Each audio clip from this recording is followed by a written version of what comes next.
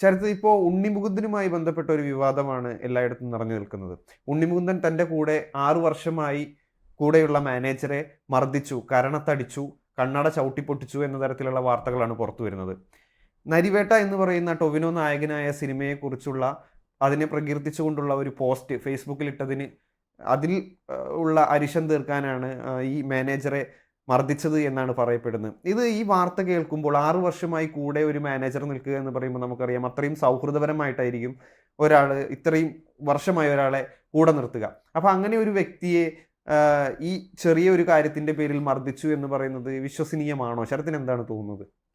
ആദ്യം തന്നെ എൻ്റെ ഗുരുക്കന്മാർ പഠിപ്പിച്ചിട്ട് കുറച്ച് കാര്യങ്ങളുണ്ട്. അതായത് നമ്മളൊരു വാർത്ത കേൾക്കുമ്പോൾ അതിൻ്റെ എല്ലാ വശവും പരിശോധിക്കുക ഉള്ളതുണ്ട്. ഞാൻ ഇവിടെ അത് ആ തരത്തിലാണ് നോക്കിയത്. നമ്മൾ ബേസിക് ആയിട്ട് നമ്മൾ ഇതുമായിട്ട് ബന്ധപ്പെട്ട് കുറച്ച് പേരെ സിനിമാ മേഖലയിലുള്ളവരുമായിട്ട് അന്വേഷിച്ചു. അപ്പോൾ അന്വേഷിച്ച ആ ഒരു ഇതിനനുസരിച്ച് ഉണ്ണിമുകുന്ദൻ്റെ സ്വഭാവ രീതികൾ അങ്ങനെ നമുക്കറിയാം അത്രത്തോളം ഒരു ബാഡ് ഇമേജ് ഒന്നും അല്ല ഉള്ളത്.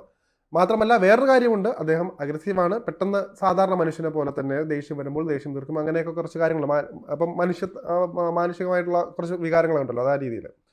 ഇവിടെ നമ്മൾ നേരത്തെ പറഞ്ഞ പോലെ എല്ലാ വർഷവും ചിന്തിക്കുമ്പോൾ നമ്മൾ മനസ്സിലാക്കേണ്ടത് ഉണ്ണിമുകുന്ദൻ എന്തുകൊണ്ടത് ചെയ്തില്ലേ എന്നുള്ള കാര്യമുണ്ട്. മാത്രമല്ല അതിനകത്ത് വേറൊരു ക്ലാരിഫിക്കേഷൻ ഉള്ളത്, എൻ്റെ അറിവിൽ ഇയാൾ പറയുന്നത് ഉണ്ണിമുകുന്ദൻ്റെ മാനേജർ എന്ന് പറഞ്ഞാണ് പലയിടത്തും വാർത്തകളൊക്കെ നിറയുന്നത്.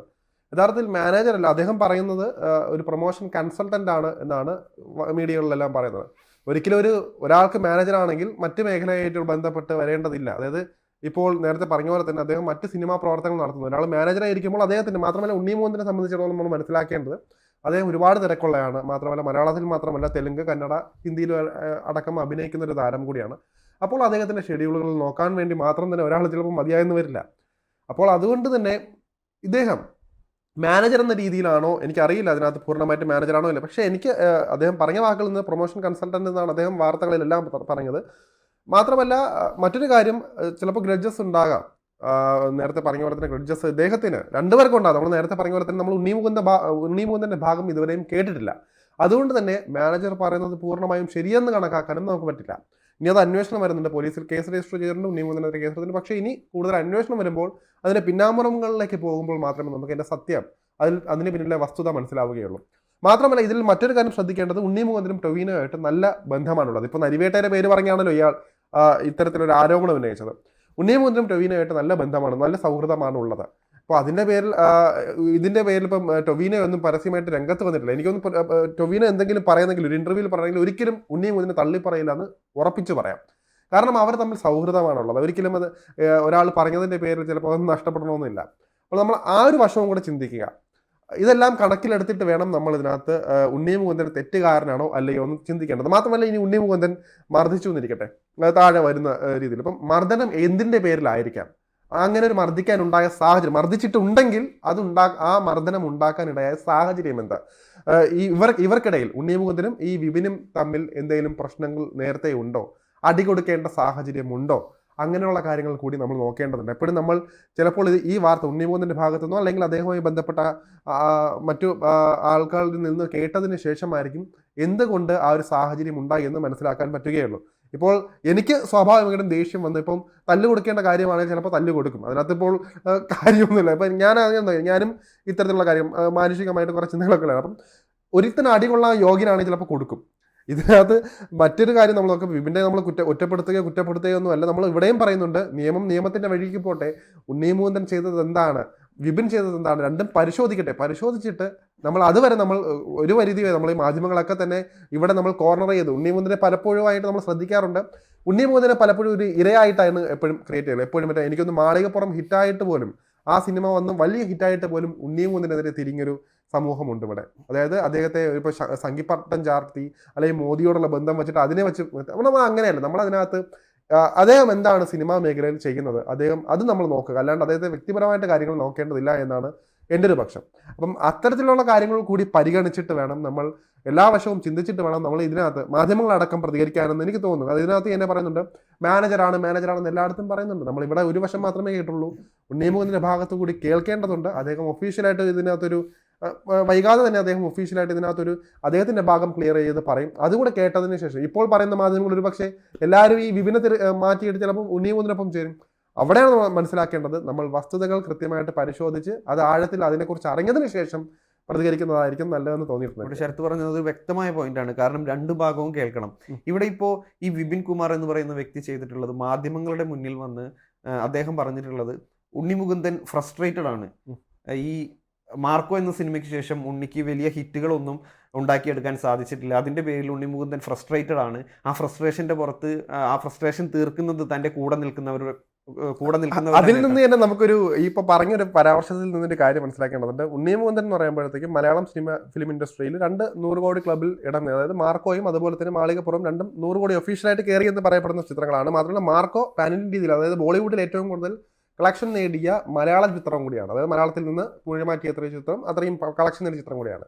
അത്തരത്തിൽ ഒരു പാൻ ഇന്ത്യൻ അപ്പീലുള്ള ഒരു താരത്തിന് എന്തുകൊണ്ട് ചിത്രങ്ങൾ കിട്ടാതിരിക്കണം?